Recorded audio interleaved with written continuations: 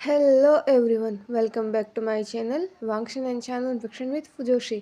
तो कैसे हो आप सब? आई होप कि आप सब अच्छे होंगे। तो आइए हमारी स्टोरी एम्प्रेस वी की ओमेगा ब्राइड के नेक्स्ट पार्ट को स्टार्ट करते हैं। उससे पहले अगर आप मेरे चैनल में नए हो तो चैनल को सब्सक्राइब कर दीजिए, वीडियो को लाइक कीजिए और कमेंट में मुझे ज़रूर बताइए कि आपको स्टोरी कैसी लगी। आज इस स्टोरी का शायद लास्ट पार्ट होने वाला है, तो प्लीज़ प्लीज़ इस पार्ट पर आप जितना हो सके उतना कमेंट कीजिए और मुझे बताइए कि आपको स्टोरी कैसी लगी। अगर आपको ऐसी स्टोरी पसंद आएगी तो मैं ऐसी ही नई स्टोरी लेकर आती रहूँगी। तो आइए ज़्यादा बातें न करते हुए हमारी स्टोरी को स्टार्ट करते हैं। प्रीवियस पार्ट में हमने देखा था कि फाइनली एम्परर विभूषण को होश आ गया था और उसके बाद यांगजी ने अपनी चाल चली थी, लेकिन कुछ भी फ़ायदा नहीं हुआ क्योंकि वीइंग ने अपनी माँ की और वांग जी की बात सुनी। उसके बाद वीइंग ने विंग ने नहीं, उसके माता पिता ने पूरे कल्टीवेशन वर्ल्ड के जितने भी सेक लीडर्स थे उन्हें बुलाया गया था क्योंकि कल विंग बहुत बड़ा फैसला लेने वाला था। इसीलिए उसके बाद उन लोगों ने रात को सबके साथ डिनर किया था और विंग और वांग जी अपने रूम में आ गए थे जहाँ पर वो कुछ बातें कर रहे थे। और कल का पार्ट हमने एंड किया था इस सवाल पर, वांग जी के सवाल पर कि आपको पहले ही होश आ गया था, आपको सिर्फ आज सुबह ही होश नहीं आया। और ये सुनकर विंग ऑकवर्डली स्माइल करने लगता है। उसने वांग जी की तरफ देखा और कहा, हाँ हाँ हाँ हाँ, तो तुम्हें कैसे पता चला? ये सुनकर वांग जी ने वूशरैन की तरफ देखा और कहा, इसमें पता चलने वाली कौन सी बात है? अगर आपको आज होश आया होता तो आप डेफिनेटली ही प्रिंसेस जिन की बात सुनते, लेकिन आपके फेस पर यह जानकर कि आपकी शादी मुझसे हुई है, आपके फेस पर कोई शौक नहीं था। आपके फेस को देखकर ऐसा लग रहा था जैसे आपको इस चीज़ से कोई फ़र्क नहीं पड़ रहा हो कि आपकी शादी मुझसे हुई है। और अगर आप अभी होश में आए होते तो आप पैनिक कर जाते और आप डेफिनेटली ही प्रिंसेस जिन की बात पर यकीन करते, क्योंकि अगर आप सुबह होश में आए होते तो आप मुझे नहीं जानते। इसका मतलब आप पहले ही होश में आ चुके थे और आपने पिछले जित मुझे नहीं पता कि आपको होश कब आया था, लेकिन आपको होश में आने के बाद आपने मुझे नोटिस किया है और तब जाकर आपने मुझे एक्सेप्ट किया है। और ये बात माँ को भी पता है। ये सुनकर विंग ने अपने हस्बैंड की इंटेलिजेंस को देखा कि वांग जी कितना इंटेलिजेंट है। वांग जी सच्ची तो कह रहा है, अगर विंग को शायद आज होश आया होता तो ये चीज़ तो विंग भी मानने के लिए तैयार है कि अगर उसे आज सुबह ही होश आया होता तो वो शायद यांग जी की बातों पर यकीन कर लेता, क्योंकि वो यांग जी पर भरोसा करता है। लेकिन पिछले एक हफ्ते से जो वो कुछ देख रहा है और आज जो कुछ भी उसने सुना, ये सुनकर तो वूशियान ने वांग जी ने उसे सही पहचाना। वूशियान ने आज वांग जी को इसीलिए चुना था। तो अब वूशियान को पता तो चल गया था, वांग जी को पता था, इसीलिए वो दोनों एक दूसरे की आंखों में देख रहे थे। किसी के पास करने के लिए कुछ था ही नहीं। वही वूशियान जिसका हाथ वांग जी की वेस्ट में था, वो उसे अपने क्लोज खींच रहा था। वही वूशियान अपने दूसरे हाथ को उठाता है और उसे वांग जी के चीक्स के नीचे रख लेता है और धीरे धीरे दोनों के फेस क्लोज आने लगते हैं। दोनों को ही रियलाइज़ नहीं होता कि अब उन दोनों के फेस बस 1 इंच की दूरी पर थे, जहाँ पर उन दोनों को एक दूसरे के फेस पर एक दूसरे की सांसें महसूस हो रही थी। और अगले ही पल वूशियान अपने लिप्स को वांग जी के लिप्स पर रख देता है और बहुत ही जेंटली उसे किस करने लगता है। उस किस में कोई रफनेस नहीं थी, कोई पैशन नहीं था, बस सॉफ्टनेस थी, जिसे वूशियान वांग जी को बताना चाहता हो कि वो वांग जी को अपने साथ रखना चाहता है। वो वांग जी के साथ खेल नहीं रहा, वो वांग जी का भरोसा तोड़ेगा नहीं। वही वांग जी जिसे ये सब पता ही नहीं है, वांग जी को आज तक किस करना आता ही नहीं, ये उसका फर्स्ट किस है और ये वूशियान का भी फर्स्ट किस है। इसलिए जब दोनों के लिप्स टच हुए तो दोनों के शरीर में करंट दौड़ गया और वांग जी की पकड़ जो उसने अपने हाथों को वूशियान के चेस्ट पर रख रखा था उस पर टाइट हो गई। वही वूशियान ने भी वांग जी की वेस्ट में हाथ डालकर उसे और क्लोज कर लिया।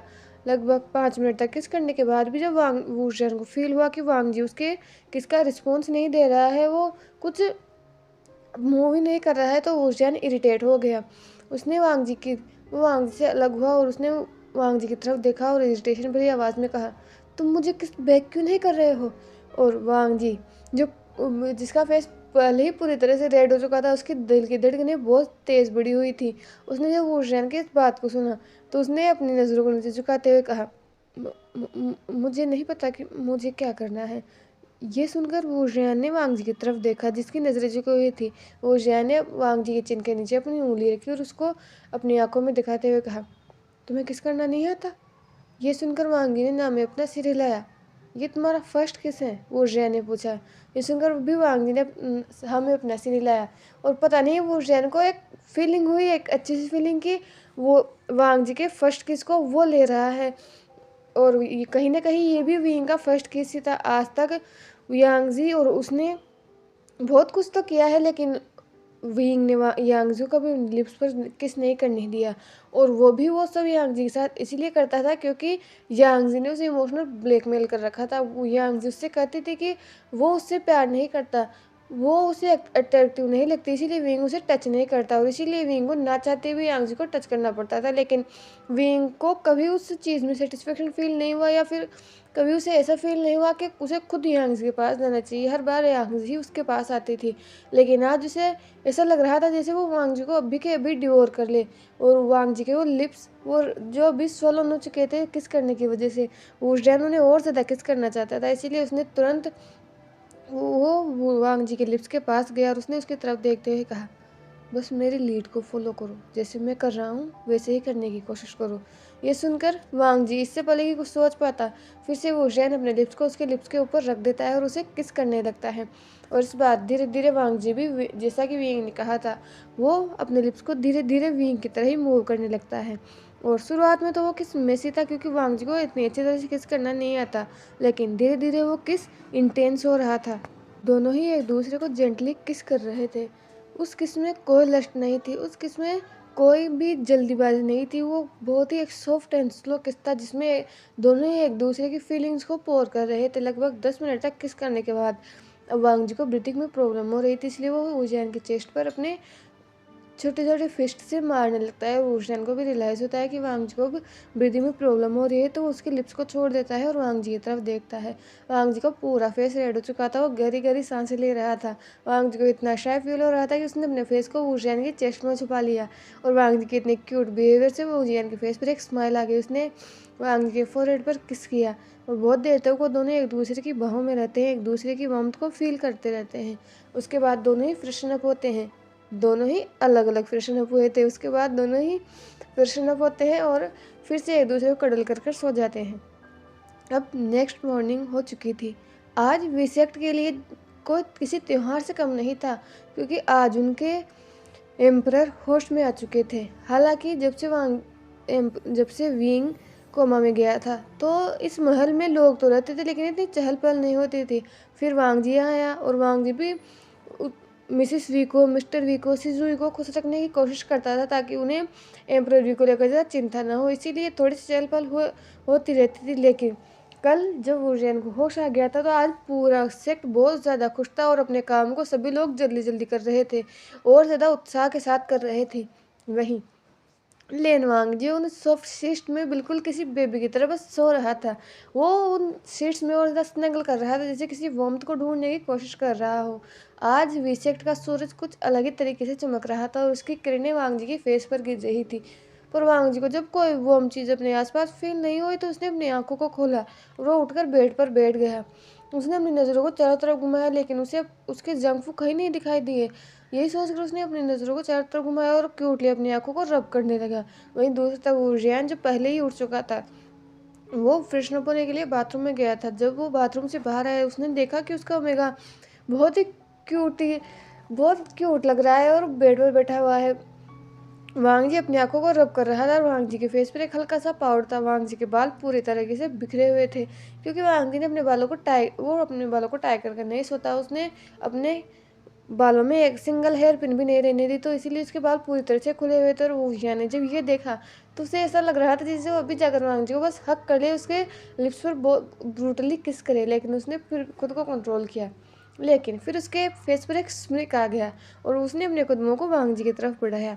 वांग जी के पास गया, उसने उसके चिन को पकड़ा और अगले ही पल पहले उसने उसके फोरहेड पर किस किया और फिर उसके लिप्स पर किस किया और वांग जी की तरफ देखते हुए कहा, गुड मॉर्निंग चीज़ी।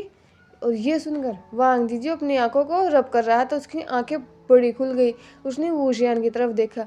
उसके हस्बैंड ने भी क्या किया, उसके हस्बैंड ने उसका किस चुराया, वो भी उसकी आधी स्लीप में होने की हालत में। ये सोचकर उसने नाराज होते हुए विंग की तरफ देखा और कहा, आपने ये क्यों किया। ये सुनकर वुजियान ने कहा, मैंने क्या किया। वांग जी ने कहा, आपने मुझसे बिना पूछे मुझे किस क्यों किया। ये सुनकर वुशियान ने कहा, क्यों, क्या मैं अपने ओमेगा को किस भी नहीं कर सकता?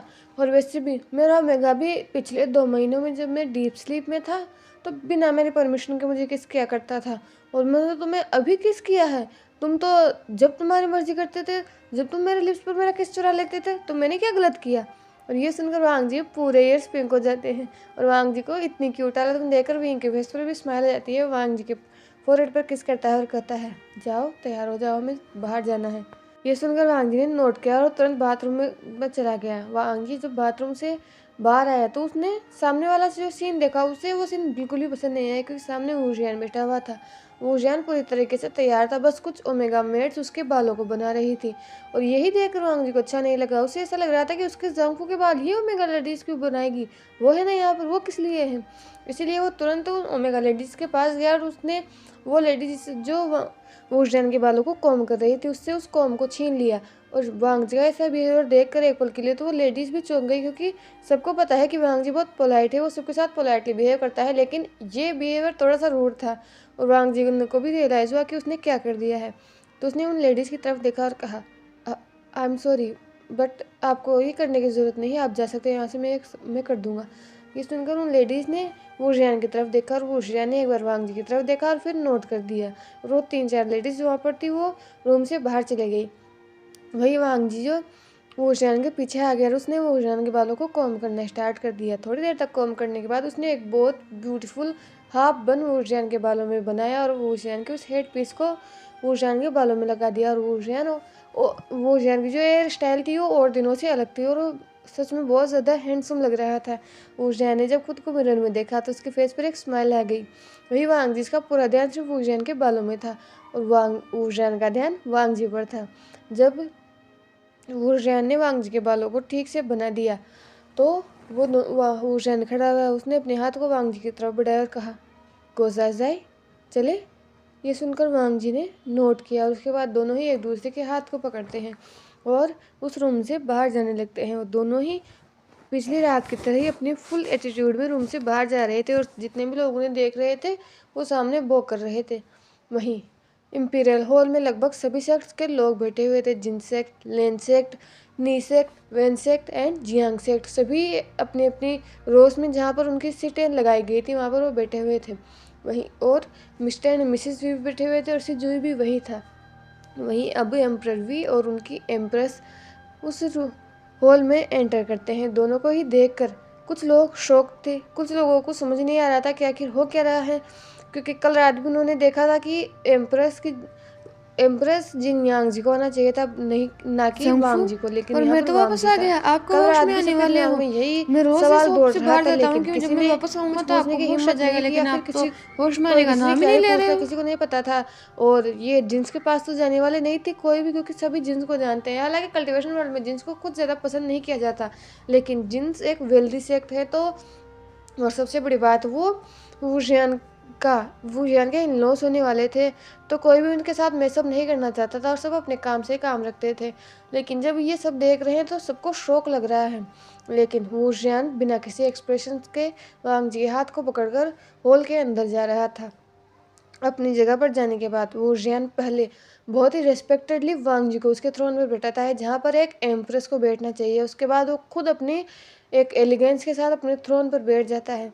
वुशियान के थोड़ा ही नीचे मिस्टर एंड मिसिस भी बैठे हुए थे, और वांग जी की तरफ सिजुई बैठा हुआ था, और बाओशन सेन जिसकी कुर्सी भी मिस्टर एंड मिसिस वी के पास ही थी, बस वो उन दोनों से भी थोड़ी सी ऊंची थी, और सभी लोग वहाँ पर बैठ चुके थे। वुशियान ने सबकी तरफ देखा, वो लोग बैठे ही थे, तभी जिनगंगशान खड़े हुए और उन्होंने सबकी तरफ देखते हुए कहा, आप लोगों ने देखा कल्टीवेशन वर्ल्ड वालों, ये ओमेगा, ये शेमलेस ओमेगा, पता नहीं इसने ऐसा एम्प्रर के साथ क्या किया है कि एम्प्रर मेरे बेटी को एक्सेप्ट ही नहीं करना चाहते। मुझे नहीं पता कि इस ओमेगा को ऐसा क्या होता है कि इसने एक ऐसा कास्ट स्पेल किया है एम्प्रर के ऊपर कि एम्प्रर को इसके अलावा कुछ दिख ही नहीं रहा है। मुझे तो ये समझ नहीं आता कि इसने एम्प्रर को सिड्यूस कैसे कर लिया। लेकिन ऐसे ओमेगाओं से उम्मीद भी की जा सकती है। ऐसे ओमेगाओं को मैं बहुत अच्छी तरह से जानता हूँ कि वो कुछ किसी भी हद तक जा सकती हैं। और ये सुनकर अब पूरा कल्टीवेशन वर्ल्ड कानाफूसी कर रहा था कि आखिर यहाँ हो क्या रहा है। तभी एक्सैक्ट लीडर ने उठकर जिनगंगशान की तरफ देखते हुए कहा, सेक्ट लीडर जिन, आखिर आप कहना क्या चाहते हो? और यह तो हम सब भी जानना चाहते हैं कि आखिर प्रिंसेस जिन की जगह यहाँ पर सेकंड प्रिंस लेन के बेटे हैं, लेकिन आप इस तरह से तो बात नहीं कर सकते। अभी भले ही हम उन्हें जानते ना हो कि आखिर ये सब हो क्यों रहा है, लेकिन वो एम्प्रेस है, आपको उनके साथ ऐसी बात नहीं करनी चाहिए। और ये सुनकर जिनगोंगशान ने उस पर्सन की तरफ देखते हुए कहा, आपको क्या पता कि इसने क्या किया है, और आप इसे एम्प्रेस मान कैसे सकते हो? क्या आपको पता है कि इसने यहाँ तक पहुँचने के लिए क्या किया है? इसने मेरे बेटे को यूज़ किया है। ये सुनकर और फिर से सभी लोग जिनगोंगशान की तरफ देखते हुए कहा, देखने लगे। फिर से एक लीडर उठा और उसने जिनगोंगशान की तरफ देखते हुए कहा, आपका मतलब क्या है जिनगोंगशान? ये सुनकर जिनगोंगशान ने यांगजी का हाथ पकड़ा और उसे अपने पास ले आया, और यांगजी ऐसा दिखावा कर रही थी जैसे वो कितनी बेचारी हो, उसका यूज़ किया गया है, उसे कितना ह्यूमिलेशन फील हो रहा था। वो ऐसे ही खड़ी थी अपने फादर की बाहों में। जिनगोंगशान ने सबकी तरफ देखते हुए कहा, आपको वो दिन तो याद ही होगा जब एम्परर भी वेंसेक्ट गए थे उन पपेट्स को मारने के लिए। हालांकि किसी को बताया नहीं गया था कि एम्परर डीप स्लीप में थे, लेकिन मुझे या फिर कहे कि जिनसेक्ट और वीसेक्ट को इस बारे में पता था, और हम सब ने ये डिसाइड भी किया था कि भले ही एम्परर होश में नहीं है, लेकिन उनकी शादी उनके 25 साल पूरे होने से पहले ही हो जाएगी। और ये सुनकर ये बोलकर जिनगोंगशान ने सबकी तरफ देखा। तभी जिनयांगजी ने आगे आते हुए कहा, मुझे पता है कि आप लोगों को कुछ समझ नहीं आ रहा है, लेकिन वी सेक्ट के जितने भी एम्परर हैं उन पर एक कर्ज है। हालांकि आप सभी सेक्ट्स के एल्डर्स को इस चीज़ का पता होगा कि अगर वी सेक्ट में जो भी एम्परर बनेगा उसकी शादी अगर 25 साल से पहले नहीं हुई तो उस कर्ज का असर सिर्फ एम्परर पर नहीं होगा, बल्कि उस सेक्ट पर भी होगा जिस पर वो राज करता है। इसीलिए हमने डिसाइड किया था, भले ही एम्परर डीप स्लीप में हो, लेकिन हम राज्य पर खतरा नहीं डाल सकते। तो हम लोगों ने उसी दिन शादी तय की थी जिस दिन शादी होनी चाहिए थी, और मैं शादी के लिए तैयार भी थी। मैं तो अपने रूप में तैयारी हो रही थी, लेकिन पता नहीं फिर कोई मेरे पीछे से आया और किसी ने मेरे सिर पर मार दिया, और उसी समय मैं बेहोश हो गई। और जब मुझे होश आया तो तब तक बहुत देर हो चुकी थी। इसने पता नहीं सबको कैसे यकीन दिला दिया, लेकिन इसने मेरे हस्बैंड से शादी कर ली थी, मेरे फियांसे से शादी कर ली थी, और अब ये बेशर्मों की तरह उस थ्रोन पर बैठा हुआ है जिस पे जगह मेरी थी। ये सुनकर सभी लोग कानाफूसी करने लगे। तभी कुल प्रमुख जियांग खड़े हुए और उन्होंने यांगजी की तरफ देखा और फिर जिनगोंगशान की तरफ देखते हुए कहा, कुल प्रमुख जिन, अगर ऐसा था, अगर इस सेकंड प्रिंस लेन ने यांगजी को बेहोश किया था, तो सेकंड प्रिंस लेन यहाँ क्या कर रहे थे? क्योंकि जहाँ तक मैं लेनसेक्ट को जानता हूँ, लेनसेक्ट के ओमेगा लेनसेक्ट से बाहर नहीं जाते। तो पहली बात तो लेनवांग जी यहाँ कर क्या रहा था, और दूसरी बात, जहाँ तक कि हम सब ने उस शादी को देखा था, तो आप खुद थे जिन्होंने जो इस पर्सन को एसल तक लेकर आए थे। इसका मतलब आपको पता था कि उस वेल में कौन था, और अगर वो आपकी बेटी नहीं थी तो आपने उसी वक्त ये चीज़ मिस्टर एंड मिसिस वी को क्यों नहीं बताई? ये बोलकर उन्होंने जिनगोंगशान की तरफ देखा, और फिर तभी कुल प्रमुख नी भी खड़े और उन्होंने जिनगोंगशान की तरफ देखते हुए कहा, हाँ कुल प्रमुख जी आँख सही कर रहे हैं। और माना कि अगर आपको उस समय पता नहीं था कि उस वेल के अंदर कौन है, उस वेल के अंदर आपकी बेटी है या नहीं, तो शादी के तुरंत बाद भी आप मिस्टर एंड मिसिस वी को बता सकते थे, लेकिन आपने ऐसा कुछ नहीं किया। ये सुनकर अब जिनगोंगशान और जिनयांगजी दोनों ही चुप हो गए, क्योंकि उन दोनों के पास कोई जवाब नहीं था। लेकिन क्या वो दोनों ऐसे हार मानने वाले थे? बिल्कुल नहीं। तभी जिनयांगजी ने आगे आते हुए कहा, हम क्या कहते हैं मिस्टर एंड मिसेस वी से? हाँ, मेरा हस्बैंड होश में नहीं था, और वैसे भी मैं इस शादी को नहीं मानती, क्योंकि ये शादी एक इल्यूजन के थ्रू हुई थी। इस शादी में ये शादी कुछ ऐसी नहीं हुई थी जैसे हमारे रिचुअल्स में होती है। इस शादी में इमोर्टल बाओशन शेरन ने खुद ने एक इल्यूजन क्रिएट किया था, जो कि वो शेरन नहीं था, बल्कि वो कोई और थे। और इसका मतलब ये शादी, इस पर्सन की शादी एम्परर वी से नहीं हुई थी। इसलिए मैंने कुछ एक्शन नहीं लिया, क्योंकि मैं चाहती थी कि जब एम्परर वी होश में आए तो मैं सब कुछ उनके सामने कहूँ। और जब मैंने इस बात को कल एम्परर वी से कहा, तो इस पर्सन ने फिर से एम्परर वी को भला फुसला लिया। और मुझे नहीं पता कि क्वीन और किंग भी इसके शायद क्यों ले रहे हैं। ये पिछले 2 महीने से महल में रह रहा है, और सबको पता है कि ये इस महल में बिना किसी शादी के, बिना किसी रिश्ते के रह रहा है। पता नहीं फिर भी कोई इसे कुछ कहता क्यों नहीं है। ये सुनकर वो जन की मुट्ठियाँ बिछ रही थी। वहीं दोस्त मिसेस वी जो ये सबको सुन रही थी, ये सब सुन रही थी कि ये सब वांगजी के बारे में क्या बोल रहे हैं। यहाँ पर सीधा वांगजी को बस दोषी बनाया जा रहा है। यहाँ पर अपराधी यांगजी है, लेकिन यांगजी को एक विक्टिम की तरह दिखा रही हैं। हालांकि जितने भी जो सेक्ट लीडर, जो एल्डर हैं, उन्हें कुछ ना कुछ समझ आ रहा था कि एम्परर वी और जो फॉर्मर एम्परर वी थे वो बहुत अच्छे राजा थे और वो बिना किसी कारण गए तो ये सब नहीं करने वाले, इसलिए सब लोग चुपचाप बैठे थे और एम्परर वी के कुछ बोलने का इंतजार कर रहे थे। लेकिन मिसिस वी अब ये सब नहीं सह पा रही थी, वो उठकर कुछ बोलने ही वाली थी, तभी वो जैन ने उन्हें इशारा किया और वो उठी नहीं, क्योंकि उन्हें अपने बेटे पर भरोसा था। वो जैन अभी भी शांति से बैठा हुआ था और वांग जी जिसकी मुट्ठियां बिछ रही थी पर उसे अब कोई भी डर नहीं था, क्योंकि उसका हस्बैंड उसके पास था। अभी इमोर्टल बाओशन सेरन ने खड़े होते हुए कहा, प्रिंसेस जिन, आपको किसने कहा कि लेनवांग जी की शादी विभूषण से नहीं हुई है? और ये सुनकर जिन गोंगशान ने और जिन यांग जी ने इमोर्टल बाओशन सेरन की तरफ देखा और कहा, इमोर्टल बाओशन सेरन, जब हम लोगों ने वो बात की थी तो आप ही ने तो कहा था कि ये शादी जो कल्टीवेशन वर्ल्ड के सामने होगी वो शादी एक इल्यूजन होगी, क्योंकि उस वक्त एम्परर डीप स्लीप में थे तो वो तो शादी करने के लिए नहीं आ सकते थे। इसके मतलब आपने इस एक इल्यूजन क्रिएट किया था, उसी से लेनवांग जी की शादी की गई थी, तो ये शादी लीगल नहीं है। यह सुनकर बाओशन सेरन ने चकल किया और कहा, और तुम्हें ऐसा क्या लगता है कि ये शादी लीगल नहीं है? हाँ, मैंने कहा था कि ये शादी कल्टीवेशन वर्ल्ड के सामने ऐसे होगी कि हम मुरजान का एक इल्यूजन बनाएंगे, पर तुम्हें क्या पता है कि कल्टीवेशन वर्ल्ड के सामने शादी होने से पहले इन दोनों की शादी पहले ही हो चुकी थी और ये शादी मेरी आंखों के सामने हुई थी, हमारे विसेक्ट के एल्डर्स की ब्लेसिंग से हुई थी।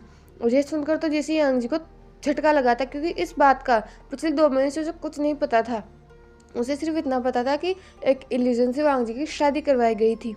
और जैसे ही वूशन को होश आएगा तो उसने, जैसा कि कल वो सब वूशन कर रही थी, उसने ये प्लान बना रखा था और उसे लगा था कि मिस्टर एंड मिसेस भी उसी का साथ देंगे तो किसी को नहीं पता चलेगा कि वूशन की शादी किसी इल्यूजन से हुई है या वांग जी से हुई है और वो वांग जी को यहाँ से निकाल देगी। लेकिन जब मिस्टर एंड मिसेस वी ने उसका साथ नहीं दिया और वूशन ने उसे रूम से बाहर तक निकाल दिया, तो अब यांग को इस चीज़ को सुनकर झटका लगा कि वूशान की शादी हो चुकी थी।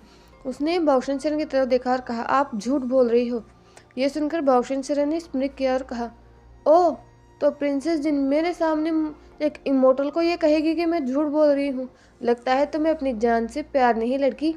ये सुनकर जिन गोंगशान डर गया। जिन यांग जी तो जैसे गुस्से में अंधी हो चुकी थी, वो जेलसी में इतनी अंधी हो चुकी थी कि उसे समझ में नहीं आ रहा था कि वो किससे क्या बात कर रही है। लेकिन जिन गोंगशान अपने होश में था, इसलिए उसने यांग जी को थाम लिया। जिन गोंगशान ने इमोर्टल बाओशन सेरन की तरफ देखा और कहा, इमोर्टल प्लीज, आप जो भी कहना चाहती है उसे स्पष्ट कीजिए। यह सुनकर बाओशन सेरन ने नोट किया और कहा, जैसा कि तुम सभी लोगों को पता है, या फिर अगर तुम लोगों को नहीं पता तो आज मैं तुम्हें बताती हूँ। ये वी सेक्ट बहुत पुराना सेक्ट है और जहाँ तक कि तुम लोगों को पता है कि इतना पावरफुल है कि ये तुम जैसे 3-4 सेक्ट्स पर राज करता है। मैं यहाँ पर कोई घमंडी दिखाना नहीं चाहती, लेकिन जहाँ अगर तुम सुनना ही चाहते हो तो सुनो।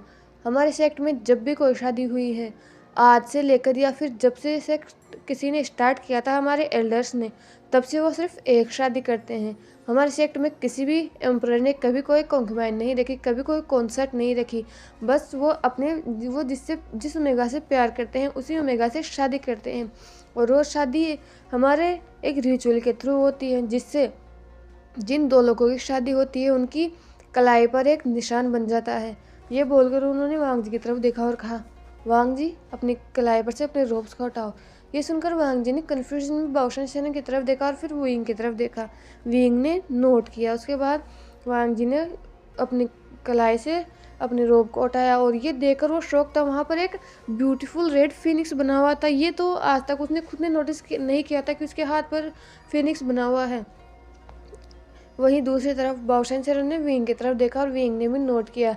विंग ने भी अपने कलाई पर से अपनी उस रोप्स को उठाया तो वहाँ उसकी कलाई पर ब्यूटीफुल एक ड्रैगन बना हुआ था और उस पर एक थ्रेड था जो वांग जी के थ्रेड से जुड़ रहा था। वो ऐसा ही लग रहा था।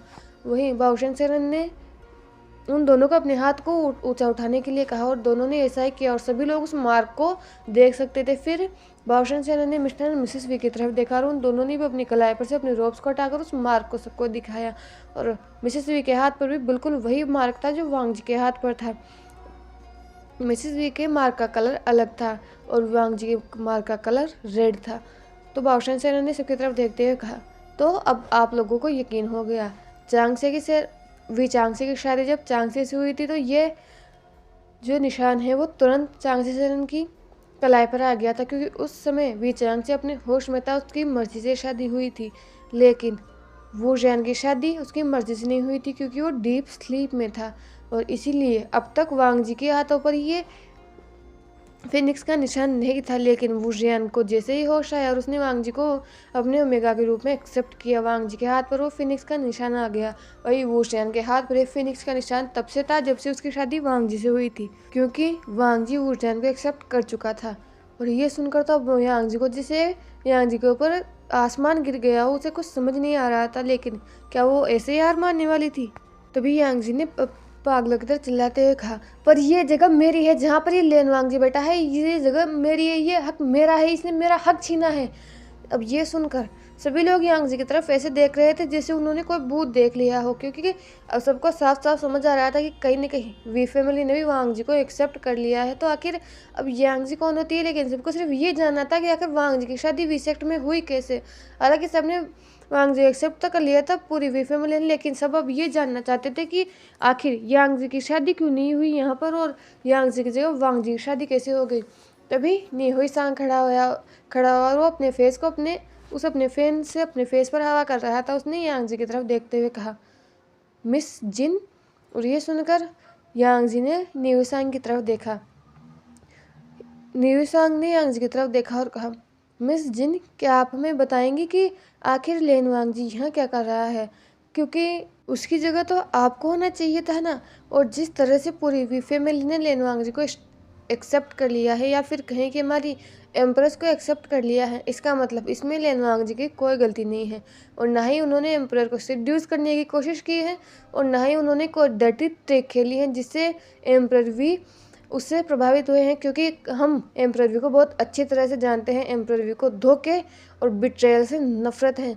अगर लेनवांग जी ने धोखा दिया होता तो आपको क्या लगता है कि एम्परर वी उसे अपने बगल में बैठा रहे होते?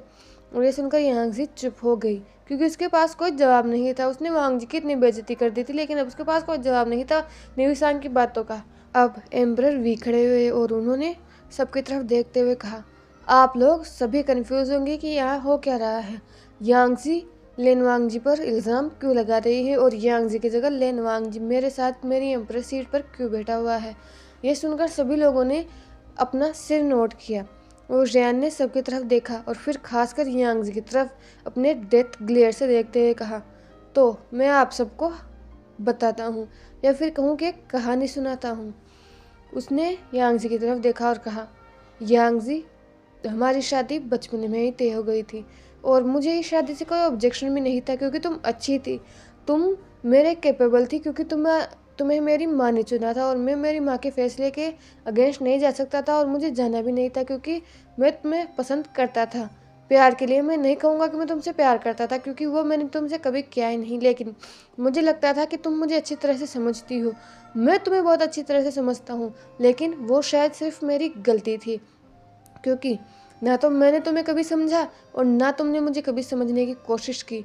वो वक्त जब तुम्हें सबसे ज़्यादा मेरे पास होना चाहिए था, उस वक्त तुम यहाँ नहीं थी।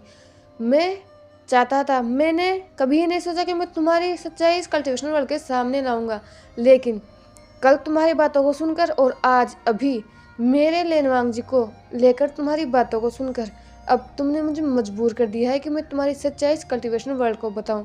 उसने सबकी तरफ देखा और कहा, तो आप जानना चाहते हो तो सुनिए।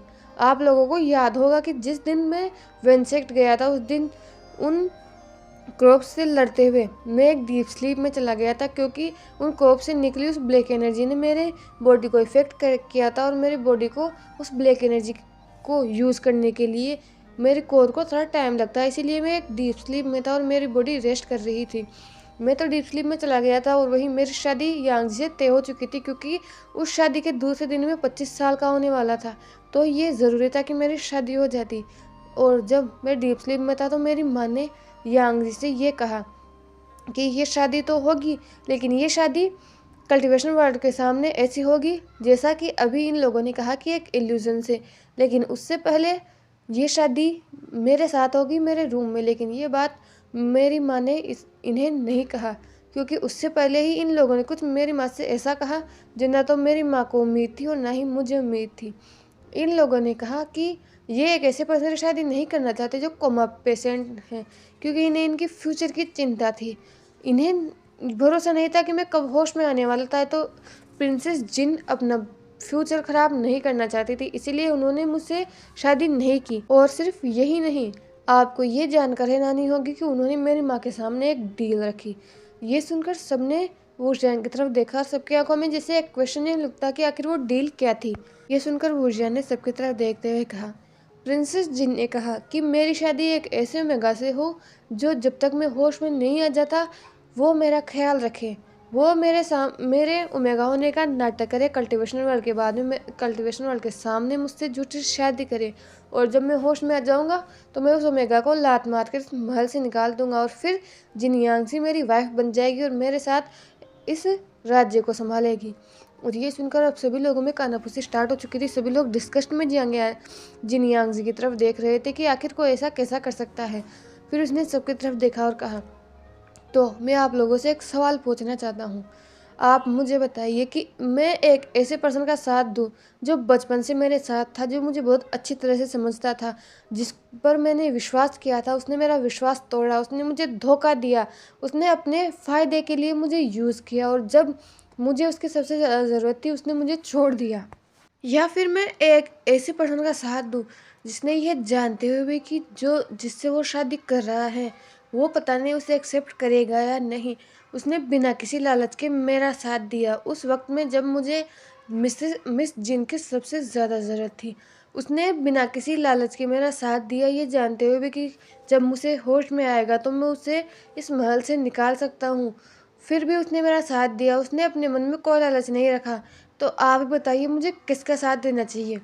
ये बोलकर सबने एक साथ कहा कि उन्हें उस पर्सन का साथ देना चाहिए जिसने वुशियान का साथ दिया है। और ये सुनकर वुशियान के फेस पर स्माइल थी। उसे तो मैंने उसे ही एक्सेप्ट किया। लेन वांग जी ये वो पर्सन था जिसने पिछले 2 महीने से मेरा ध्यान रखा है, और सिर्फ ना ही मेरा ध्यान रखा है, इसने इस सेक्ट का ध्यान रखा है। इसने पूरे ने अपने जितने इसने पूरी लाइफ में वो काम नहीं सीखा, इसने सिर्फ मेरे लिए उस काम को सीखा है, सभी पॉलिटिकल वर्क को सीखा है। इन्होंने मेरी माँ का साथ दिया है, मेरे फैमिली का ख्याल रखा है, तो मैं इस पर्सन साथ क्यों न दूँ। एक पर्सन जिसने मुझे मझधार में छोड़ दिया, जहाँ पर किसी को नहीं पता था कि मेरे साथ क्या होने वाला था, वही दूसरा पर्सन जिसने उसी मझधार में मेरा हाथ थामा और आज तक मेरे साथ हैं। तो क्या मैं अब जब मुझे होश आ गया है तो मैं उसे लात मार कर इस महल से निकाल दूँ या फिर अपने पास रखूँ। ये बोलकर उसने सबकी तरफ देखा और सबकी आंखों में वही लुक था कि सभी लोग सिर्फ यांगजी को सपोर्ट कर रहे थे। और वुशिया ने भी अब यांगजी की तरफ देखा और कहा, मिस यांगजी, मैं आपको सज़ा नहीं देना चाहता, लेकिन कल आपने जो किया और आज अभी आपने जिस जिस एम्प्रेस का जिस ओमेगा का अपमान किया है वो मेरा ओमेगा है, तो उसकी सज़ा तो आपको मिलेगी। ये बोलकर उसने यांगजी की तरफ देखा, लेकिन यांगजी कहाँ हार मानने वाली थी। उसने वुशियान की तरफ देखा और कहा, आखिर इसमें है क्या। हाँ माना मैंने गलती की है, मुझे उस समय तुम्हारा साथ देना चाहिए था, लेकिन इसमें इससे क्या है, मैं इससे हर चीज़ में बेस्ट हूँ। ये बोलकर उसने वांगजी की तरफ देखा और वुशियान ने यांगजी की तरफ देखा और कहा, ओह तो तुम्हें ऐसा लगता है कि तुम लेन वांगजी से हर चीज़ में बेस्ट हो। ये सुनकर यांगजी ने नोट करते हुए कहा, इसमें कोई शक नहीं है। अगर तुम्हें यकीन नहीं होता तो मेरे और इसके बीच में कोई भी कंपटीशन अरेंज करो, मैं तुम्हें जीत कर दिखाऊंगी और तब फैसला हो जाएगा कि इस राज्य के एम्प्रेस बनने के लायक कौन है, ये या मैं। ये सुनकर वुशियान ने नोट करते हुए कहा, ओह तो ऐसा क्या, मुझे कोई प्रॉब्लम नहीं है, आखिर तुम कंपटीशन चाहती किस में हो। ये सुनकर यांगजी ने वुशियान की तरफ देखा और कहा, मैं 2 चीज़ों में कंपटीशन चाहती हूँ। जैसा कि तुमने कहा कि पिछले 2 महीने से तुम्हारे इंपीरियल हॉल को संभाल रहा था, तो मैं भी देखता हूँ कि इसके तरफ कितने हाथ उठते हैं, क्योंकि मैंने भी इस इंपीरियल वर्क को संभाला है। तो अभी जितने भी एल्डर्स तुम्हारे इंपीरियल हॉल में होते हैं वो अपना वोट देकर बताएंगे कि इसने ठीक से इस काम को संभाला है या मैंने। और दूसरा शोर्डमैनशिप, क्योंकि इस एम्प्रेस की गद्दी पर बैठने के लिए सिर्फ खूबसूरती ही जरूरी नहीं होती, इस ओमेगा का मजबूत होना ज़रूरत होता है। उस ओमेगा का तुम्हारे कंधों से कंधा मिलाकर चलना ज़रूरी है। जैसा कि मैं चल सकती हूँ, तो मैं देखना चाहती हूँ कि ये इंसान भी तुम्हारे कंधों से कंधा मिलाकर चल सकता है या नहीं। और जैसे इस स्वॉर्डमैनशिप का जिक्र आया। 2 लोगों के फेस पर एक साथ स्मृक आया। वो 2 लोग थे मैडम वी एंड विभूषण, क्योंकि मैडम वी को पता था कि पिछले 2 महीने से वो खुद वांग जी को शॉर्टमैनशिप सिखा रही थी और उनसे सिखाने से पहले भी वांग जी की टेक्निक्स बहुत अच्छी होती थी। वहीं दूसरी तरफ वांग जी जो वो जैन को हमेशा बताया करता था कि उसने आज क्या सीखा। उसने अपनी मदर इन लॉ से प्रैक्टिस की है, उसने स्वॉर्डमैनशिप सीखी है और जैसा कि वो शैन को पता है कि उसकी माँ बहुत अच्छी तलवारबाज हैं, तो उसे वांग जी की स्किल्स पर पूरा भरोसा है। फिर उसने उन एल्डर्स की तरफ देखा जो उन इम्पीरियल हॉल में थे। उसने सबकी तरफ देखा और कहा, तो एल्डर्स, जैसा कि मिस जिन ने कहा, तो आप लोग पिछले 2 महीने से आप लोगों ने वांग जी के काम को देखा है और आप पिछले 2 या 3 साल से मिस जिन के काम को भी देख रहे हैं। तो आप कौन कौन कौन तो वांग जी का साथ देना चाहेंगे और कौन कौन मिस जिन का साथ देना चाहेंगे। ये सुनकर ऐसा हम ऐसा कर सकते हैं कि 3 लोगों ने उठाया जिन यांग जी की तरफ से हाथ, वहीं 7 लोगों ने उठाया वांग जी की तरफ से हाथ। वो 3 भी ऐसे लोग थे जो जिन सेक्ट के ही थे, उन्होंने ही यांग जी की तरफ से अपना हाथ उठाया था। वहीं तो हम ऐसा कर सकते हैं कि 70% जितने भी वोट थे वो वांग जी की तरफ गए थे। और ये देखकर पूरी वी फैमिली के फेस पर एक स्मृकता या फिर कहे एक प्राउड लुक था। वही जिन यांग जी से यकीन नहीं हो रहा था। यांग जी पिछले 2 साल से यहाँ पर इम्पीरियल वर्क को संभालती है। जब भी वुजियान हॉल महल में नहीं होता था तो यांग जी ही वुजियान की जगह इम्पीरियल वर्क को संभालती थी। लेकिन जब यांग जी इस वर्क को संभालती तो यांग जी इनजस्टिस करती थी। वो लोग जिनके पास पैसा होता था, वो लोग जो अमीर होते थे और वो यांग जी को कुछ दे सकते थे या फिर जिनसेक्ट को कुछ दे सकते थे, यांग जी उनके फेवर में जस्टिस करती थी। वहीं दूसरी तरफ जितने भी जो डील्स होती थी वो अगर वो जिनसेक्ट को लेकर फ़ायदेमंद है तो यांग जी उन्हें पहले कर दी थी और वो एल्डर्स की बात भी नहीं सुनते थे। इसीलिए जितने भी एल्डर्स थे वहाँ पर वो उसको यांग जी को ज़्यादा पसंद नहीं थी, लेकिन वो होने वाली एम्प्रेस थी तो वो कुछ नहीं कर सकते थे। लेकिन अब जब उन्होंने पिछले 2 महीने से वांग जी को देखा है, ये पर्सन पूरी डेडिकेशन के साथ अपना काम करता है और वांग जी ने अभी तक सिर्फ जस्टिस किया है। अगर वांग जी को कोई चीज़ समझ में नहीं आती थी तो वो एल्डर से पूछ लेता था। अगर वांग जी को कोई चीज़ समझ में नहीं आए तो वो उस चीज़ में फिर ज़्यादा खुद को जोड़ने की कोशिश नहीं करता था या फिर उसे ये बात पता ही ना हो, ज़बरदस्ती वो उस बात पर अपनी ज़िद दे रहा हो, तो ये वांग जैसा नहीं करता था। वो उसी चीज़ पर खुद को दिखाने की कोशिश करता था जो उसे आता है। इसीलिए एल्डर्स को वांग जी पसंद था और ये यांग जी के फेस पर जैसे एक तमाचे की तरह पड़ा था। पर यांग जी के पास अभी एक और मौका था, इसलिए उसने वुडरान की तरफ देखा और कहा, एम्परर वी, मुझे नहीं पता कि इनके साथ आपने क्या किया है, लेकिन अगर मैं यहाँ नहीं जीती तो तलवारबाजी में मैं ज़रूर जीतूंगी। ये बोलकर उसने वांग जी की तरफ देखा और वो रियान ने भी बस नोट किया। उसके बाद जितने भी लोग वहाँ पर बैठे हुए थे उनको थोड़ा सा पीछे पीछे सरकवा दिया गया ताकि यहाँ पर शॉर्टमैनशिप जितनी जगह हो सके उसे वांग जी उठा। उसने अपनी बीच इनको लिया और सामने आ गया। वो यांग जी और वांग जी एक दूसरे के सामने खड़े हुए थे। वो कंपटीशन स्टार्ट होता है और यांग जी और वांग जी अब लड़ने लगते हैं। लेकिन मिसिस वी वांग जी को देख रही थी, उसके फेस पर एक प्राउड लुक था क्योंकि यांग जी जल्द ही थक गई थी। अब उन्हें लड़ते हुए लगभग 15 से 20 मिनट चुके थे, लेकिन वांग जी के सिर पर एक पसीने की एक बूंद भी नहीं थी। लेकिन यांग जी को देखकर ऐसा लग रहा था जैसे वो बुरी तरीके से थक गई हैं, और थके भी क्यों ना, क्योंकि यांग जी अपनी फुल पावर के साथ वांग जी पर अटैक कर रही थी। उसे देखकर ऐसा नहीं लग रहा था कि वो कंपटीशन के लिए अटैक कर रही है। उसके फेस को ही देखकर ऐसा लग रहा था जैसे वो वांग जी को बस मारना चाहती है, वो वांग जी को चोट पहुंचाना चाहती है। वहीं वांग जी जो अपनी ज़्यादा स्पिरिचुअल एनर्जी का यूज़ नहीं कर रहा था, वो बस वांग जी के अटैक्स को रोक रहा था जिससे उससे ज़्यादा एनर्जी नहीं लगानी पड़ रही थी। वहीं यांग सी जो हर बार अपने मूव का इनिशिएटिव ले रही थी तो उसे ज़्यादा प्रॉब्लम हो रही थी या फिर वो बहुत ज़्यादा थक रही थी। और जब यांग जी को लगा कि अब वो शायद हार रही है, वांग जी की ताकत अभी भी बहुत ज़्यादा है, तो उसने चीटिंग करना स्टार्ट कर दिया। वो वांग जी से अब सिर्फ तलवार से नहीं बल्कि अपने पास जितने भी छोटे छोटे वो हथियार थे उनसे लड़ रही थी, लेकिन वांग जी सबको डॉज कर रहा था। वहीं अब यांग बहुत देर तक लड़ने के बाद अब धीरे धीरे वांग जी भी थकने लगा था और यांग जी बहुत बुरी तरीके से थक गई थी। वो गिरने की कगार पर थी।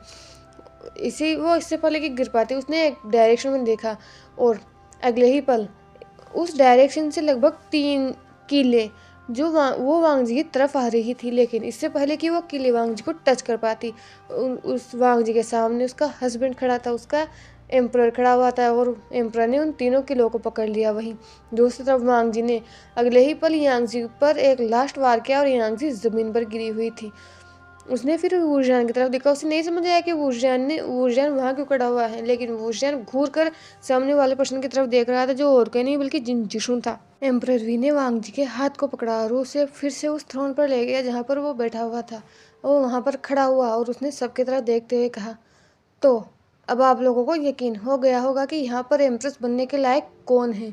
और मिसेस जिन, मुझे यकीन नहीं होता कि आपने जीतने के लिए इतनी गंदी ट्रिक यूज़ की। मुझे लगा था कि आप सिर्फ वांग जी से जले से, लेकिन नहीं, आप तो उसे मारना तक चाहती हैं। तो आपको नहीं लगता कि आपको पनिशमेंट मिलनी चाहिए?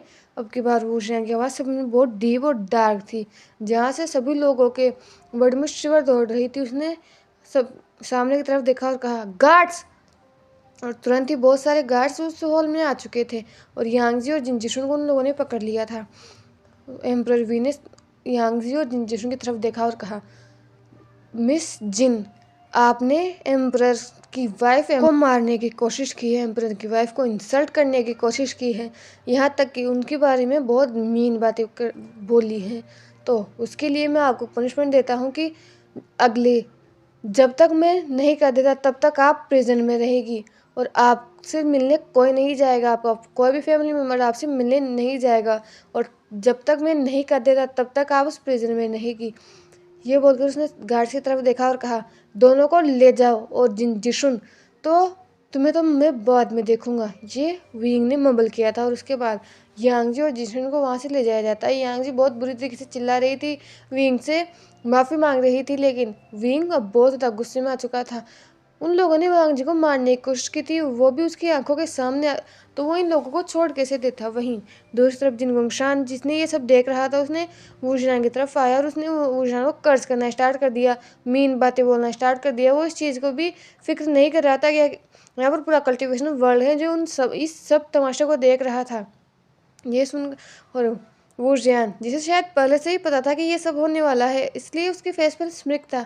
उसने नेहुई सांग की तरफ देखा और नेहुई सांग ने भी नोट किया और नेहुई सांग ने अपने फैन को अपने फेस पर लिया और जिसे कुछ किया और अगले ही पल हॉल के एंट्रेंस से लगभग 15 से 20 ओमेगा लड़कियां, मेल ओमेगा और फीमेल ओमेगा अंदर आ रही थी। और जिनगोंगशान ने जैसे ही उन लोगों को देखा, उसका फेस पेल हो गया, उसे उसकी बॉडी कांपने लगी। वो डर से वूशियान की तरफ देखने लगा, लेकिन वूशियान के फेस पर एक स्मिक था। वूशियान ने उन लोगों की तरफ देखा और कहा, आप लोग कौन हैं और आप लोग यहाँ का क्या कर रहे हैं? वूशियान के फेस इतना अनुसरण था जैसे उसे कोई पता ही नहीं है कि आखिर ये लोग यहाँ क्या कर रही हैं। उनमें से एक ओमेगा आगे आया और उसने वूशियान की तरफ देखा और एक डीप बो करते हुए कहा, एम्परर वी, हम लोग जिनसेक्ट के नॉर्मल लोग हैं जो अपना काम करते हैं और अपने पेट भरते हैं, लेकिन हमारा सेक्ट लीडर एक नंबर का हैवान है। ये हमें छोड़ता नहीं है। इन्होंने हम जितने भी यहाँ पर लड़कियाँ खड़ी हैं इनका रेप किया है और उसके बाद हमारे साथ इतना बुरा सलूक किया है कि हमें कोई एक्सेप्ट नहीं करता है। इसकी वजह से हमें ब्रोतल में रहने पड़ता है, हमारी फैमिली हमें एक्सेप्ट नहीं कर रही है और ये सब इस हैवान की वजह से हुई है। हमने कई बार कंप्लेन करने की कोशिश की, लेकिन हमें कंप्लेन करने ही नहीं दिया गया। हमने कई बार यहाँ पर आने की कोशिश की, लेकिन जिनसेक्ट के सैनिक हमें यहाँ आने ही नहीं देते थे और आज फाइनली हम यहाँ आ गए हैं। हमें इंसाफ चाहिए और हमें उम्मीद है कि आप इंसाफ करेंगी। ये सुनकर वूजियान ने जिनगोंगशान की तरफ देखा और उसकी तरफ वो बहुत बुरी तरीके से देख रहा था, क्योंकि विंग ने पहले सोचा था कि वो जिनगोंगशान को ज़्यादा सज़ा नहीं देगा, वो उसे या तो एम्परर के या फिर उसके सेक्ट लीडर के पद से हटा देगा। लेकिन जब उसे पता चला कि उसने वांग जी को किस तरह से छुआ है या फिर उसकी नज़र वांग जी पर किस तरह से है, उसी समय वूजियान का माथा ठनका और उसे इस जिनगोंगशान को सज़ा तो देनी ही थी। इसलिए उसने उन लड़कियों को, उन ओमेगाओं को इकट्ठा किया जो जिन लोगों के साथ जिनगोंगशान ने वो सब किया है। ये वूजियान ने खुद की मर्जी से नहीं इकट्ठा किया या फिर वूजियान ने इनको पैसे नहीं दिए हैं जिनगोंगशान के खिलाफ बोलने के लिए। ये लोग वही ओमेगा से जिनके साथ जिनगोंगशान ने वो सब किया है, उनका रेप किया है और यही चीज़ वूजियान को वुरजियान चाहता था, इसलिए उसने यूही सांग से कहा था कि वो ऐसे ओमेगाओं को इकट्ठा करे जो उसके काम आ सके। वुरजियान ने जिनगुंगशान की तरफ देखा और कहा, कुल प्रमुख जिन, हमने आपसे ये उम्मीद नहीं की थी कि आपने इतनी ओमेगाओं की लाइफ बर्बाद कर दी है, तो आपको नहीं लगता कि आपको उसके लिए सज़ा मिलनी चाहिए। उसने सबकी तरफ देखा और कहा, आज से कुल प्रमुख जिनको उनके सेक्ट लीडर के पद से हटाया जाता है और उनके बेटे क्राउन प्रिंस जिंजीशुआन को मैं एम्परर वी सेक्ट लीडर नियुक्त करता हूँ। लेकिन अगर उसने भी यही चीज़ करने की कोशिश की तो जिनसेक्ट पर वीसेक्ट से कोई पर्सन जाएगा जो राज करेगा। उसके बाद जिनसेक्ट नहीं होगा बल्कि वो वीसेक्ट के अंडर गिना जाएगा। ये बोलकर उसने घूर कर जिंजीशुआन की तरफ देखा, जिसने जो ये सब कुछ बैठकर बस चुपचाप देख रहा था। वही मैडम जिन रो रही थी बहुत बुरी तरीके से, क्योंकि उसने अपने हस्बैंड को बहुत बचा लिया है, लेकिन अब जब कर्मा उसे पनिश कर रहा है तो मैडम जिन कुछ नहीं कर सकती। वही जिंजीशुआन खड़ा हुआ और उसने एम्पर के सामने बो करते हुए कहा, आप चिंता मत कीजिए एम्परर, ऐसा कुछ नहीं होगा, मैं अपने फादर की तरह नहीं हूँ। ये बोलकर उसने घूर कर जिनगुंगशान की तरफ देखा और जिनगुंगशान के पास जिसे करने के लिए कुछ था ही नहीं। वो विंग पर अब अटैक करने लगा, लेकिन तुरंत उसके गार्ड ने पकड़ लिया और अगले ही पल उसे भी बाहर ले जाया गया। लेकिन क्या विंग उसे यही छोड़ने वाला था? बिल्कुल नहीं। उसके बाद उसने उसे भी प्रिजनर में डाल दिया, लेकिन वो उसको जिनसेक्ट के प्रिजनर में डाला गया, वो भी 10 साल के लिए। तब तक तो जिनगुंगशान शायद मर ही जाएगा। लेकिन यह ड्रामा भी यही एंड नहीं हुआ था।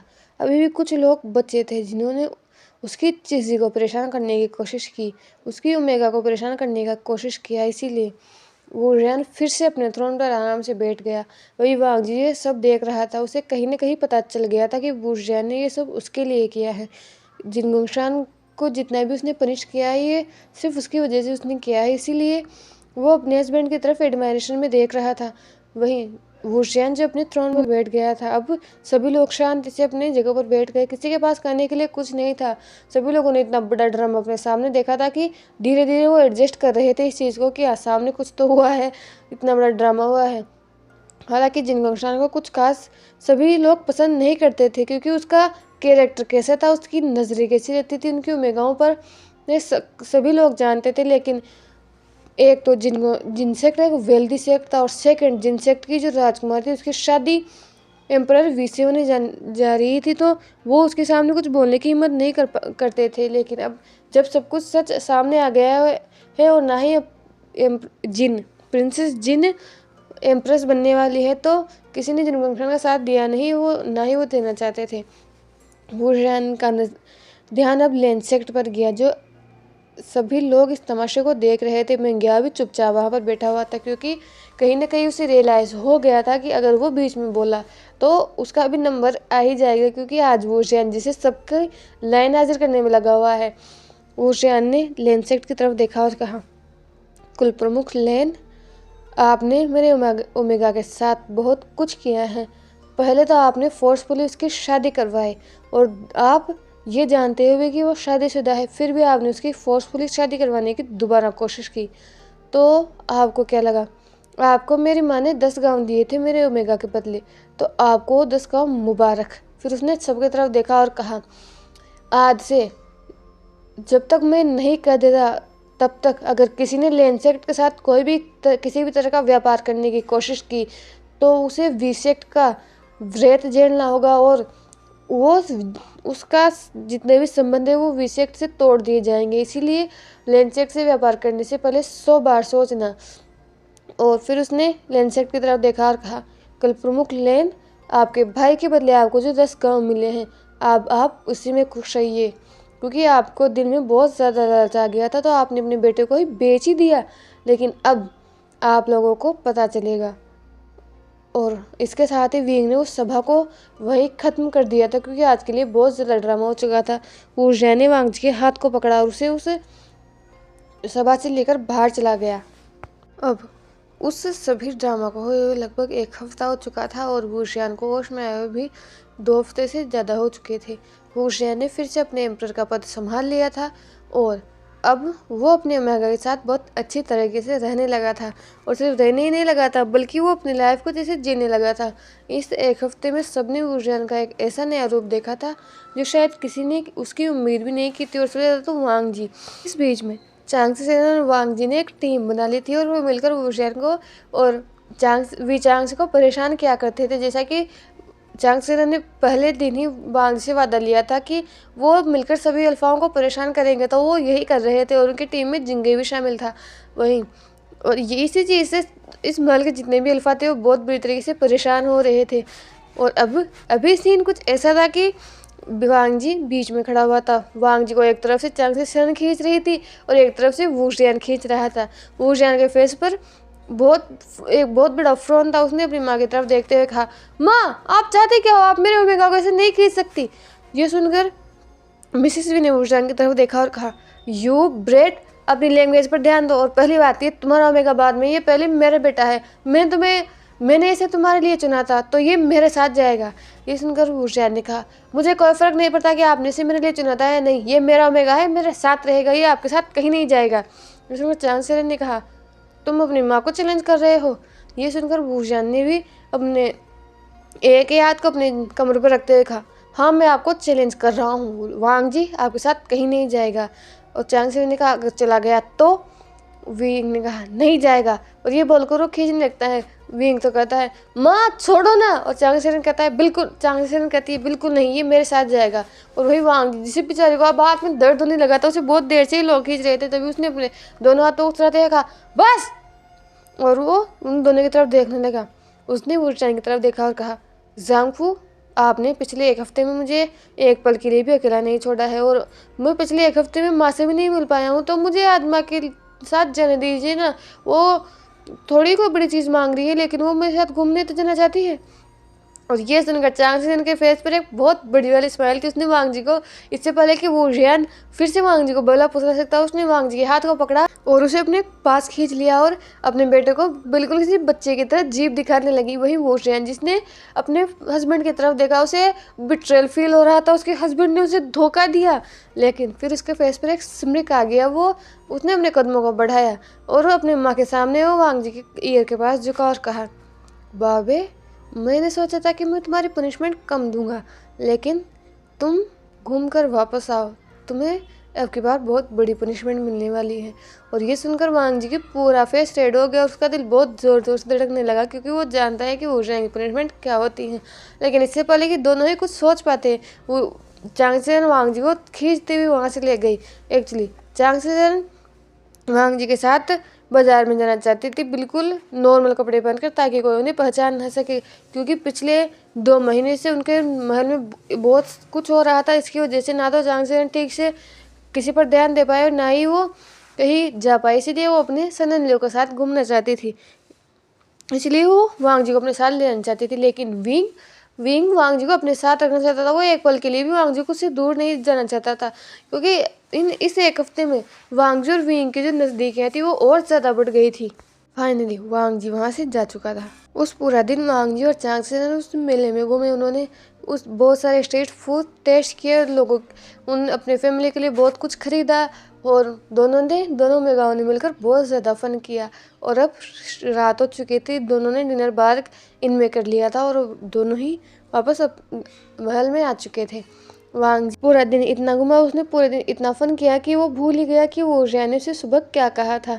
और यही उसके फेस पर वो स्माइल लेता हुआ अपने रूम की तरफ आ रहा था। जैसे उसने रूम का डोर ओपन किया, एक हाथ ने उसे पकड़कर अंदर खींच लिया और अगले पल उसे वॉल पर पुश कर दिया गया और अगले ही पल उसके लिप्स सील थे और वुशियान ने अपनी टांग से उस गेट को बंद कर दिया और बहुत फियर्सली वो वांग जी को किस करने लगा।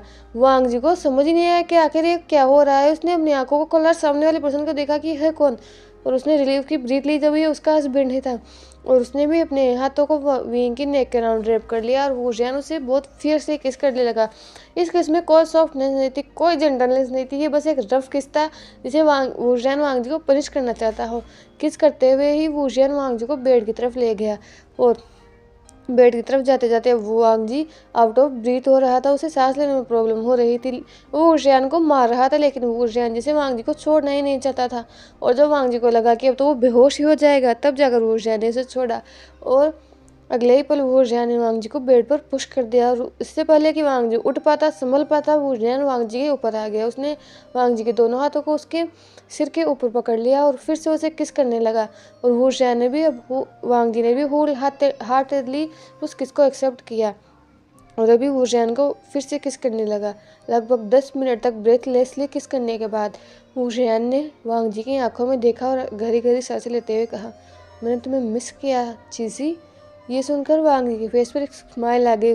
वुजियान ने अपने फेस को नीचे झुकाया और वांग जी की नेक में अपने फेस को छुपा लिया, उसकी सेंट को इनहेल करने लगा। आजकल वुजियान का एक ऐसा रूप वांग जी देख रहा है जो उसने बिल्कुल सोचा नहीं था। वुजियान उसके साथ रहता है तो ऐसा बिहेव करता है जैसे वो 3 साल का कोई बच्चा हो, और कहीं ना कहीं वांग जी को भी पसंद आता है क्योंकि वुजियान बाहर हमेशा बस अपने एक्सप्रेशन लेसन फेस के साथ रहता है, लेकिन जब वो वांग जी के पास होता है वो जैसे अपने पूरे दिल को खोलकर वांग जी के पास होता है। उसे यहाँ पर प्रिटेंड करने की ज़रूरत नहीं पड़ती, यहाँ पर उसे किसी को दिखाने की ज़रूरत नहीं पड़ती कि वो कैसा है। यहाँ पर वो बस अपने दिल खोल कर वांग जी से बातें कर सकता है। वांग जी उसे किसी भी चीज़ में जज नहीं करता, वो वांग जी की बातें सुनता है, अपनी बातें कहता है, और अगर वुजियान किसी और चीज़ में बात करता है तो वांग जी अपनी राय देता है। और आजकल वुजियान खुद वांग जी को इम्पीरियल वर्क सिखा रहा है ताकि वांग जी उसकी मदद कर सके। एक्चुअली इम्पीरियल वर्क सिखाना तो एक बहाना था, वुजियान तो बस वांग जी के हमेशा पास रहना चाहता था और कहीं ना कहीं वांग जी भी समझ गया था, लेकिन उसे अपने हस्बैंड की अटेंशन अच्छी लगती थी। वांग जी ये सब सोच रहा था, तभी उसके मुंह से मौन निकल गया क्योंकि वुजियान उसे नेक पर धीरे धीरे किस करने लगा था। और वो किस इतने ज़्यादा थे कि वांग जी ने अपने नेक को पीछे कर दिया, जिससे वुजियान को और ज़्यादा एक्सेस मिल गया और वो वांग जी की नेक पर बहुत बुरी तरीके से और ज़्यादा किस करने लगा। वो किस करते हुए अपने हाथों को वांग जी की पूरे रोब से फैला रहा था और वांग जी बस वुजियान के नाम से मौन किया जा रहा था। वुजियान के हाथ वांग जी के रोब के नोट पर आकर रुक गए। उसने वांग जी की तरफ देखा और कहा, बाबे कैन आई। ये सुनकर वांग जी ने वुजियान के हाथों की तरफ देखा कि वो कहाँ इशारा कर रहा था, और वांग जी ने शाइली नोट कर दिया। वुजियान ने वांग जी की उन रोब्स की बेल्ट को खोल दिया और अब वांग जी अपर बेड था पूरी तरीके से और वहाँ पर लेटा हुआ था। वुजियान ने वांग जी के हाथों को छोड़ दिया और उसे फिर से किस करने लगा। किस करते हुए उसने उसके जो पर किस किया और धीरे धीरे नेक, चेस्ट और नेवल पर किस कर रहा था। उसकी पूरी बॉडी पर अपने मार्क बना रहा था और वांग जी के हाथ वुजियान के बालों में थे। वांग जी बस मौन किए जा रहा था। वुजियान अपने हाथों को वांग जी के ट्राउज़र पर ले गया और उसने वांग जी की तरफ देखा जो लगभग आधा अनकॉन्शियस हो चुका था। उसकी आंखें आधी झुकी हुई थी। उसने वुजियान की तरफ देखा और फिर उस हाथ की तरफ जहाँ वुजियान इशारा कर रहा था वांग जी ने फिर से शायद बस नोट कर दिया। और अब वुजियान और वांग जी बस एक दूसरे में खो गए। दोनों ने कितने राउंड लिए दोनों को ही नहीं पता, लेकिन आज पूरी तरीके से वुजियान ने वांग जी को अपना बना लिया था। जब वुजियान को लगा कि अब वांग जी और ज़्यादा उसे नहीं झेल सकता तो उसने अपने फेंग्स को बाहर निकाला और वांग जी को वहाँ मार किया जाए और मार किया जाता है, और उसने बहुत डीप मार किया था, इसीलिए वजह से वांग जी की माउथ से चीख निकल गई। लेकिन वुजियान ने उस जगह को लिक किया, शक किया, उसकी वजह से वांग जी को थोड़ा सा अच्छा फील हुआ। वहाँ पर एक बहुत ही ब्यूटीफुल ड्रैगन मार्क बन गया जैसा कि वुजियान के हाथ पर था। वो मार्क वांग जी की नेक से लेकर वांग जी की पीछे बैक तक था और वो बहुत ब्यूटीफुल लग रहा था। वुजियान तो उस मार्क पर खुद को किस करने से रोक ही नहीं पा रहा था, वो उस मार्क को बस किस किया जा रहा था। और जब दोनों ही अपनी उस डेली नाइट एक्टिविटी से थक कर सो गए तो वांग जी ने वुजियान को टाइटली कडल कर लिया और वुजियान ने भी वांग जी को कडल कर लिया। दोनों ही खुश थे। वांग जी को कभी नहीं लगा था कि उसकी ये फर्स्ट मैरिज इतनी अच्छी होगी, और आज वो अपने अंकल को थैंक्स बोलता है कि उसने उनकी शादी वुजियान से करवाई, क्योंकि आज वो दुनिया का सबसे लकी इंसान है जिसका हस्बैंड वुजियान है। अब लगभग 5 साल बाद वीसेक्ट के महल में दो लोग भाग रहे थे। एक पर्सन के कदम बहुत छोटे छोटे थे, अब वो अपने नन्हे कदमों के साथ भाग रहा था और उसके पीछे रेड एंड ब्लैक रोज में एक पर्सन भाग रहा था। वो पर्सन भागते हुए कहता है, जान जान प्लीज़ बेबी रुक जाओ, अपना खाना कंप्लीट कर लो, मम्मा इतनी जोर से नहीं भाग सकती। ये बोलकर उसने उस बेबी की तरफ देखा और वो बेबी गिगल करने लगा। उसने अपनी माँ की तरफ देखते हुए कहा, मम्मा तक गई, मम्मा तक गई, मम्मा दंदान को पकड़ो। ये बोलकर उसने अपनी तुतलाती हुई आवाज़ में वांग जी की तरफ देखा और उसे बुलाने लगा। वहीं वांग जी जो अपने इस नौटे चार्ली के पीछे भागते हुआ थक गया था, वो पहले ही उसका दिमाग बहुत ज़्यादा खराब हुआ था विंग की वजह से, लेकिन फिर भी वो अपने बेबी को खाने खिलाने की कोशिश कर रहा था। वुजियान विजान पहले तो कुछ खाता नहीं है, और जब भी वो वांग जी उसे खाना खिलाने की कोशिश करता है बस यहाँ वहाँ कूदता फानता रहता है। विजान भाग ही रहा था, तभी वो सामने किसी से टकरा गया और नीचे गिर गया। उसने अपने बम बम को सहलाते हुए कहा, आएगा बाबा, आप देख के नहीं चल सकते। ये सुनकर हुर्रियान ने चकल करते हुए कहा, विजान, मैंने तुमसे कितनी बार कहा है कि मम्मा को इसे भगाया मत करो। ये सुनकर जंजान ने पाउट करते हुए कहा, पर जंजान को भागना बहुत अच्छा लगता है। ये सुनकर हुर्रियान ने मुस्कुराते हुए कहा, और उसने वांग जी को भी अपने पास खींच लिया। उसने विजान को वांग जी की बेली पर हाथ रखा। अब उसने खुद ने वांग जी की बेली पर हाथ रखा और विजान की तरफ देखते हुए कहा, बेबी, मैंने तुमसे कहा है ना कि मम्मा की टम्मी में तुम्हारा कोई छोटा भाई या बहन है। अगर तुम मम्मा को ऐसे भगाओगे तो तुम्हारे भाई या बहन को प्रॉब्लम नहीं होगी। ये सुनकर विजान ने जैसे नोट करते हुए कहा, हाँ, जंजान तो भूल ही गया था। सॉरी मम्मा, अब जंजान आपको कभी नहीं भगाएगा और जंजान अपना खाना खुद खा लेगा। ये सुनकर वांग जी ने बस नोट, उसके फेस पर एक स्माइल आ गई। ये उसकी फैमिली थी और वो बहुत ज़्यादा खुश था। उसने विजान को अपनी गोद में लिया और वो लोग उस महल के बैकयार्ड में चले गए, जहाँ पर एक बहुत ही ब्यूटीफुल गार्डन था, जहाँ पर बहुत सारे बनीज थे। विजान वहाँ पर बैठ गया और जैसे वो बैठा वहाँ पर बहुत सारे बनीज उसके चारों तरफ आ गए। और वांग जी उसे खिलाने लगा। बहुत सारे विजान उन बनीज के साथ खेल रहा था और वांग जी उसे खाना खिला रहा था। खाना खत्म होने के बाद विजान तो उन बनीज के साथ खेलने चला गया। वहीं वांग जी ने अपने सिर को वुजियान की चेस्ट पर रख लिया। उनकी शादी को 5 साल हो चुके हैं और गॉड ने उन्हें एक बेबी से नवाजा है, जो कि बहुत ही ब्यूटीफुल है एंड बहुत प्यारा है। विजान उनका फर्स्ट बॉर्न है, जिससे वो लोग बहुत ज़्यादा प्यार करते हैं। जब से विजान इस महल में आया है, इस महल में और ज़्यादा चहल पहल बढ़ गई। उसने इस महल को जिससे अपनी खुशियों से रोशन कर दिया है, अपनी किलकाजे से रोशन कर दिया है। यही चीज़ वांग जी और वुजियान को अंदर तक एक सुकून दे जाती है। अभी वांग जी ने वुजियान के चेस्ट पर अपने सिर को रख रखा था और उसका हाथ अपनी बेली पर था। वांग जी फिर से 2 मंथ्स प्रेग्नेंट है और अब 5 साल बाद वो फिर से प्रेग्नेंट हुआ है अपने सेकंड बॉर्न से। थोड़ी देर तक वो दोनों एक कंफर्टेबल साइलेंस में थे। फिर वांग जी ने वुजियान की तरफ देखा और कहा, जांगफू। ये सुनकर वुजियान ने वांग जी की तरफ देखा और कहा, हाँ चीज़ी। ये सुनकर वांग जी ने कहा, मैं आपसे कुछ मांगना चाहता हूँ। ये सुनकर वुजियान ने वांग जी की तरफ देखा और कहा, मांगो। वांग जी ने कहा, आप गुस्सा नहीं करोगे।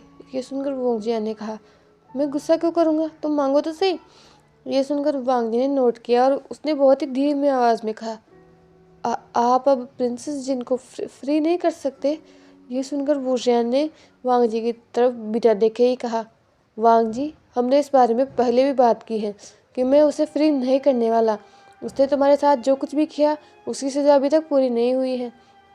ये सुनकर वांग जी ने कहा, लेकिन जंगफू, 5 साल हो चुके हैं तब से वो प्रिजनर में है और 1-2 बार मैं उससे मिलकर आया हूँ और मुझे लगता है कि उन्हें अपनी गलती का पछतावा है। वैसे भी उन्हें सज़ा मिल चुकी है। जहाँ तक मुझे लगता है, भले ही उन्होंने आपका उस टाइम साथ नहीं दिया, लेकिन वो आपसे प्यार करती है, मैंने उनकी आंखों में देखा है। तो प्लीज़ सिर्फ मेरे लिए उन्हें छोड़ दीजिए, क्योंकि आप जान रहे हैं वो भी एक ओमेगा है। उनकी पूरी लाइफ पड़ी है। अगर हम उनसे और ज़्यादा केयर में रखेंगे तो उन्हें कोई एक्सेप्ट नहीं करेगा। ये सुनकर वुजियान ने वांग जी की तरफ देखा। इस इंसान का दिल कितना साफ है, उसके साथ यांग जी ने इतना सब कुछ किया, फिर भी ये यांग जी को बाहर निकालना चाहता है। पर वुजियान ने वांग जी की तरफ देखा और साय करते हुए कहा, ठीक है, अगर तुम कह रहे हो तो मैं इसे छोड़ूंगा, लेकिन वो इस महल में नहीं आएगी। वो इस महल से या फिर इस सेक्ट से बैन है। ये सुनकर वांग जी ने नोट करते हुए कहा, हाँ, मुझे कोई फ़र्क नहीं पड़ता, बस आप उसे यहाँ से निकाल दो। ये सुनकर वुजियान ने बस नोट किया। वहीं दूसरी तरफ इस वक्त वांग जी बस गॉड को थैंक्स बोलना चाहता है। वुजियान ने 2 लेटर लिखे। एक लेटर लिखा उसने उस कैदखाने के गार्ड के लिए जो यांग जी को छोड़ सकता था, और दूसरा लेटर लिखा उसने गुसूल इंसेक्ट के लिए या फिर उन सभी सेक्ट के लिए जो कभी गुस्सू से व्यापार किया करते थे।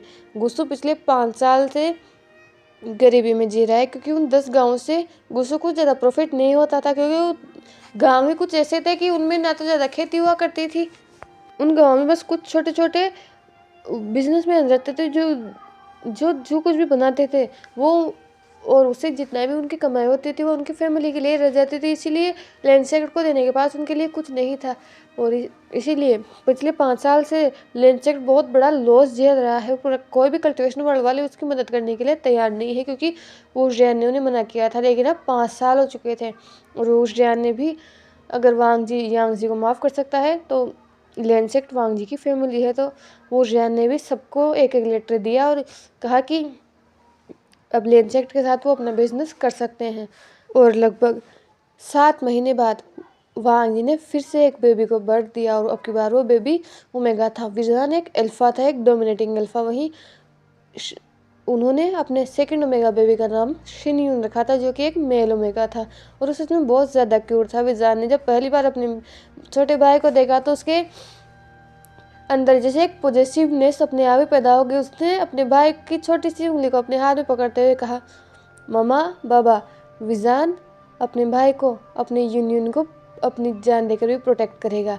ये सुनकर वांग जी और वुशियान के फेस पर एक हल्की सी स्माइल थी। वांग जी ने अपनी फैमिली की तरफ देखा। उसे एक बहुत प्यार करने वाला हस्बैंड मिला, माँ मिले, बाबा मिले, एक छोटा भाई मिला, और उसके 2 बेबी जो उससे बहुत प्यार करते हैं, और वो भी उससे बहुत ज़्यादा प्यार करता है। आज वांग जी के पास सब कुछ है, और वांग जी शायद कहीं ना कहीं उस फोर्स मैरिज को लेकर भगवान को थैंक यू बोलता है कि उस दिन चांगसी सर ने उसे उन जिनसेक्ट में देखा, इसी की वजह से आज वो यहाँ है। तो हे एवरीवन, हमारा ये एफएफ एंड हो चुका है। मुझे नहीं पता कि आज मैंने आज का पार्ट कैसे रिकॉर्ड किया है। प्लीज़ अगर कोई गलती हुई हो तो माफ़ कर देना, लेकिन लिटरली ये मेरा पहला एफएफ है जिससे मैं बहुत ज़्यादा अटैच हुई हूँ। ये एफएफ मुझे बहुत ज़्यादा पसंद आया, और प्लीज़ कमेंट में आप भी बताना कि आपको ये एफएफ कैसा लगा, आपको इस पूरे एफएफ की जर्नी कैसी लगी। और आपको अगर ऐसे ही एफएफ चाहिए तो प्लीज़ लाइक कीजिए, शेयर कीजिए, कमेंट कीजिए, और प्लीज़ प्लीज़ प्लीज़ बताना कि आपको आज का पार्ट कैसा लगा। Thank you for watching.